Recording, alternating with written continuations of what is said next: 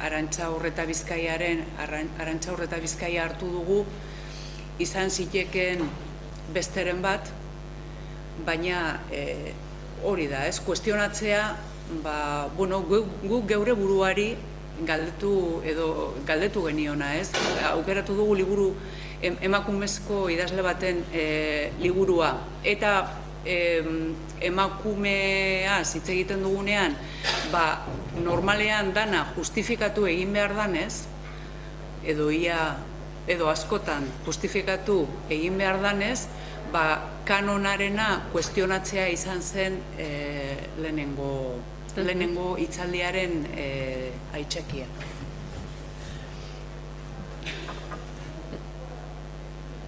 Bai.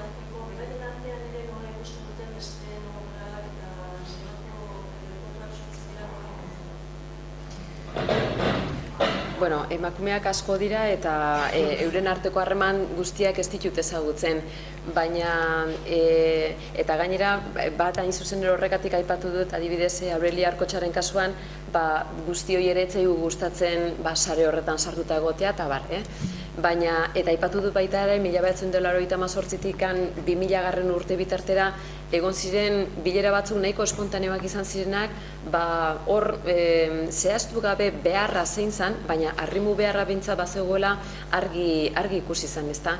Eta bilera haietatik atera ziren emaitza batzuk, emaitza oso nahi izan ziren, horteik agertu zen lehenengoko liburu kolektiboa esango genukeena gutiziena, eta lehenengo orduan ez zegoen Facebookik eta bar, baina lehenengo saretxo bat sortu zen. Horrek ez zituen bildu emakumezko guztiak, baina bai eman zuen sorrera bat, biltzeko gai ginela gu ere, ezta? Eta gizonezkoek kolektiboki eta publikoki egiten zuten hori guk ere egin genezakela, ez kopiatzeagatik, baizik eta elkarren lagun izateko eta gure profesioa eta gure bigarren profesionai baldin badezu izan, horren gainean eztabaidatzeko, gure zalantza partekatzeko eta abar. Handik, sare batzuk oraindik funtzionatzen dute. Lagun sareak esango nukena, edo eta alkarri liburuak pasatzearena editorearen gana joan aurretik, eta niri alderdi hori, funtzionatu duen alderdi hori oso positiboa iruditzen zait. Ez dudana orain momentu honetan oso ondo dominatzen da, adibidez teknologia berriekin hori biderkatu daitekeen edo horrek beste formaren bat eman diezaiokeen. Egia esan, asko kostatzen zaigu biltzea oraindik, nahi izan, gure gauzak ez ditugulako lehentasunez tratatzen. Beti daukagu, zenbat deialdi egiten ditugu urtean zehar, bazkari bat egiteko, afari bat egiteko, enkontru informal baterako, eta noski deialdian deituak diren guztiak sekuleztia ez gea agertzen, eta gainera agertzen garenean ere batzuk aurretik berandu tortzen gara, beste batzuk goizak juten gara, eta beti daukagu beste zerbait egiteko. Hori oraindik errealitatea da.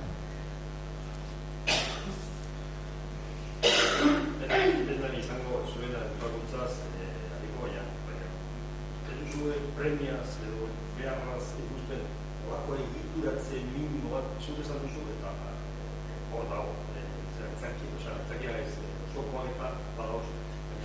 Ez duzu baloratzen, ikuspuntu ez doi bezala, baina egia.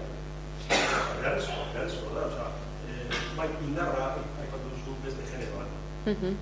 Zeuen aldean, beste probez batzuk, eta badira, gueldatik goran, hor beti gartuko dira ondatu da. Gu irakurleo, lehen epatu dut, irakurleo sentitu dugu aso, nola ikusten den zeinek idatzik. Ez da gibarak izan ziren. Ez, begira da. Badamos,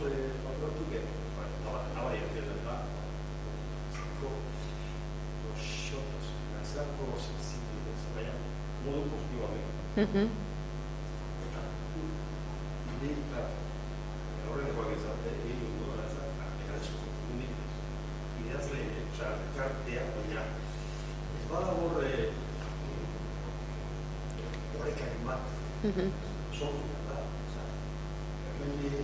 energiak sortu da, berezitia sortzen. Hombre, hor badago ikuspegi ezberdina daude, batzuk pentsatu dezakete behar bada beharrezkoa dela egituratze bat, beste batzuek ez. Badago erdal literaturan, badago emakumezkoek idatzetako taldeak badaude, batez ere web orrietan, eta bar, baina egia da baita ere badagola sentimendu edo iritzi oso edatu bat, esan ez, bueno, nik genero badaukat, baina obra badaukat, produktu badaukat, eta produktu horrek merkaturatze badauka, eta sistema baten barruan ja sartuta dago, eta irakurle badauka, eta bar, orduan gehiago egiten da, bueno, orain arteko indarroien artean behintzat, nahiago da horren zer esango nuke, irakurketa eta promozio, lehenengo, promozio, irakurketa eta balorazioa era natural batean sartzearen aldeko indarra handiagoa da bestelakoa baino.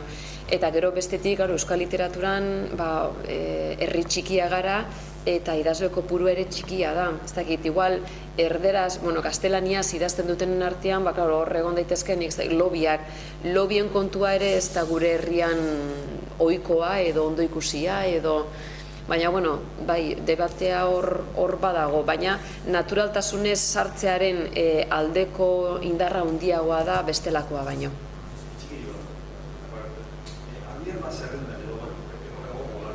Bai.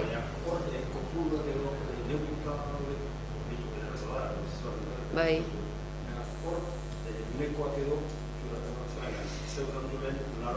Hogei, Gemara sarteren arira 17% da emakumezkoena.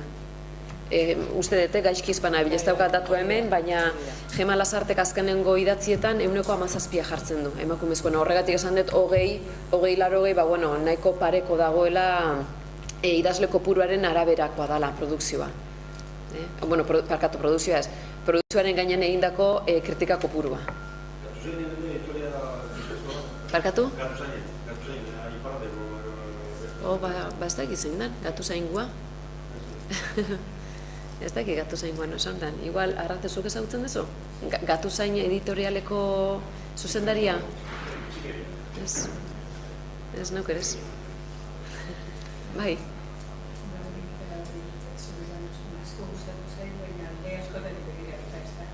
Ikusten da, garbi bat, hau dela zelai bat, normalak izunezkoena izan dena, eta hor burua atera izinik izela, idazle trebeak izanaren zabitzatela, argiteak ikusten ezta. Eta gero, argitaletxeak ere ekonomiak indadabitzen, borrorrepe, segun kritikoak eta nola baloratzen duten da hori. Orduan ikusten dut ikaragizko papela dutela objektibo izateko kritikoak, ikaragizko. Eta beti ez dela horrela gertatzen. Eta emakumea bada igual oraindik eta gutxiago egoa. Baina bestela ere guri pasatu zitzaigun hemen literatura, gaur eta konpariak eta egiteko bidatu ziguten zerrenda hori kritikoak egindako 10 urtetik berako mentzat balako zerrenda hori. Asko